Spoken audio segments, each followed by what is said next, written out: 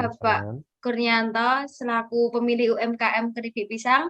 Di sini Ya, perkenalkan nama saya terlebih dahulu. Nama saya Lina Agustin, NIM 2019 008322 dari mahasiswa Universitas Sarjana Wiyata Taman Siswa. Mohon maaf mengganggu waktunya. Izin untuk mewawancarai Bapak sebentar mengenai bisnis UMKM yang Bapak bangun selama ini. ya.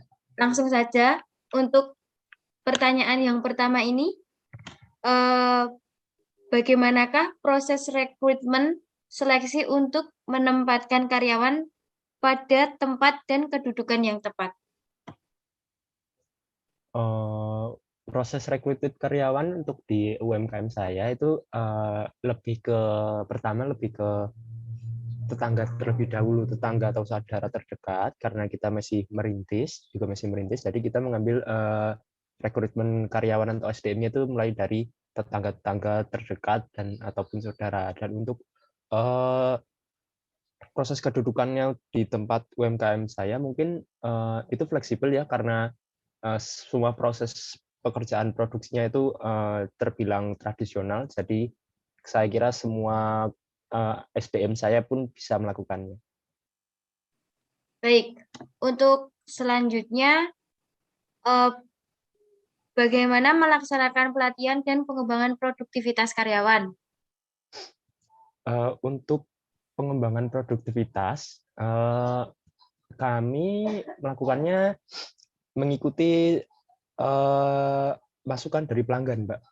Jadi setiap ada masukan dari pelanggan, entah itu soal komplain rasa atau komplain eh, pengemasan dan sebagainya, itu kami akan melakukan perubahan sesuai dengan ya menambah Kondisi. kreativitas kita juga dan sesuai masukan pelanggan juga. Oh, ya. Terus selanjutnya ini masalah yang sering terjadi, Pak, dalam UMKM Bapak ini apa aja?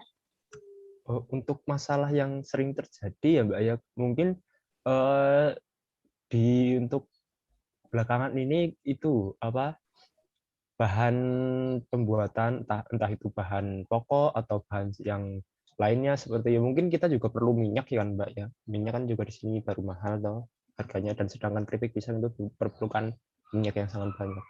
Masalahnya lebih terjadi kalau eh, apa bahan-bahan pokoknya itu naik dan juga apa ya pokoknya serba naik semua itu Mbak bahan-bahannya.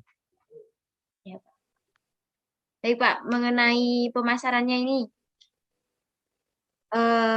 bagaimana Bapak itu untuk mempromosikan produknya itu bagaimana? Dengan cara gimana?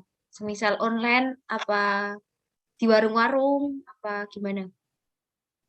Untuk pemasaran untuk promosi produk kami juga melewati online, ada juga lewat langsung ke door to door atau ke warung-warung langsung seperti itu. Untuk online saya kira saya baru lewat Instagram aja. Baik, Pak. Terus bagaimana menentukan grade harga? Untuk grade harga, karena kami merupakan salah satu perintis, masih perintis, kami tidak mematok harga dengan harga yang tinggi sekali, yang seperti sudah mungkin ada sebuah produk pisang yang sudah branded dan harganya juga terbilang mahal. Hmm. Untuk produk kami mematok harga dengan harga yang sangat terjangkau, semua kalangan bisa membelinya dan semua terutama eh, untuk varian rasanya juga terbilang masih, walaupun varian rasa harganya tetap sama. Baik, Pak. Dalam proses pemasaran ini, masalah yang sering terjadinya gimana, Pak? Yang proses. Untuk proses pemasaran yang sering sekali terjadi itu hmm, apa ya? Mungkin apa itu Mbak dalam proses pemasarannya kita terutama online ya kita eh, terlalu kurang membuat suatu kata-kata yang menarik pelanggan dan sebagainya seperti itu untuk jadi kadang kan kita memerlukan suatu kata-kata yang membuat menarik pelanggan seperti slogan dan sebagainya seperti itu mungkin itu aja di untuk pemasaran kami yang terkendali. Hmm.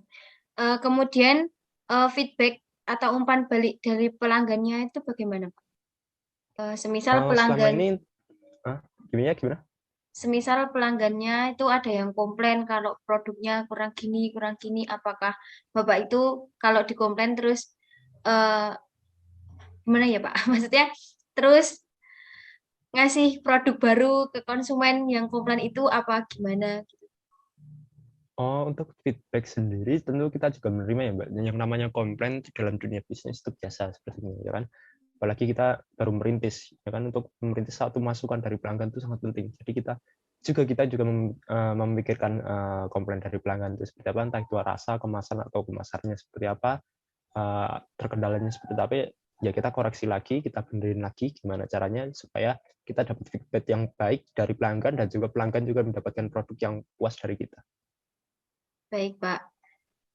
Kemudian, bagaimana cara Bapak melakukan perencanaan keuangannya? Untuk lebih perencanaan keuangan, maaf, untuk perencanaan keuangan sebenarnya saya lebih simpelnya seperti ini, Mbak, karena mungkin terutama mulai dari bisnis keluarga kan, kita mulai merintis mulai dari bahan baku yang ibaratnya seperti pisang-pisang yang tidak terjual karena orang tua saya adalah penjual buah gitu kan, sepertinya seperti itu. Kita membuat dari pisang-pisang yang tidak terjual dari rumah. Jadi untuk keuangannya kita cuman merencanakan keuangan itu untuk sebenarnya seperti alat-alat produksi, untuk bumbu dan untuk bahan baku pokoknya itu kita sebenarnya tidak mengeluarkan, dasarnya tidak mengeluarkan perencanaan keuangan untuk itu. Jadi lebih ke untuk bumbu dan alat-alat produksi dan sebagainya, dan termasuk kemasan itu tadi, Mbak. Ya. Terus, bagaimana Bapak mengelola laba dari usaha Bapak tersebut? Untuk laba yang kami kelola untuk sementara ini masih di alhamdulillah sudah mendapatkan laba yang lumayan untuk walaupun baru merintis. Untuk laba yang kita gunakan masih tetap sama di produk yang sama, Mbak, untuk laba yang kita terima.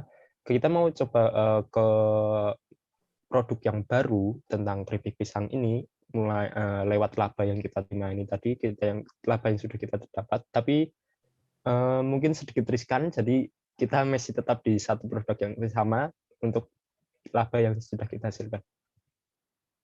Baik, Pak. Kemudian, bagaimana proses pengawasan kualitas produksi Bapak?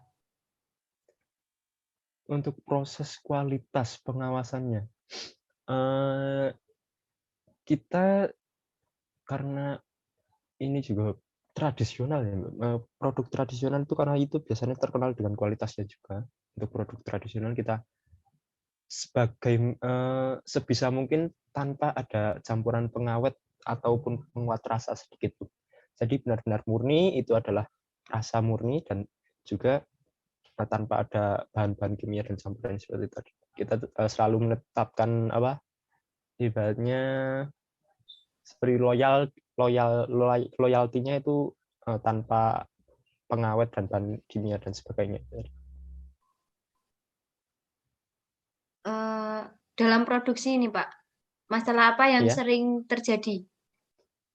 dalam produksi. Iya. Untuk dalam sistem produksi kami, masalah yang sering terjadi itu ya kita karena masih tradisional, karena mungkin banyak sekali alat-alat yang gampang rusak dan juga ketika penggorengan si bahan baku ini banyak yang hancur dan sebagainya seperti itu, dan juga memerlukan waktu yang lebih panjang sih Mbak kalau tradisional. Baik, Pak. Terima kasih atas waktu Bapak telah bersedia diwawancarai saya. Kalau ada kekurangan saya mohon maaf. Wassalamualaikum warahmatullahi wabarakatuh. Waalaikumsalam warahmatullahi wabarakatuh.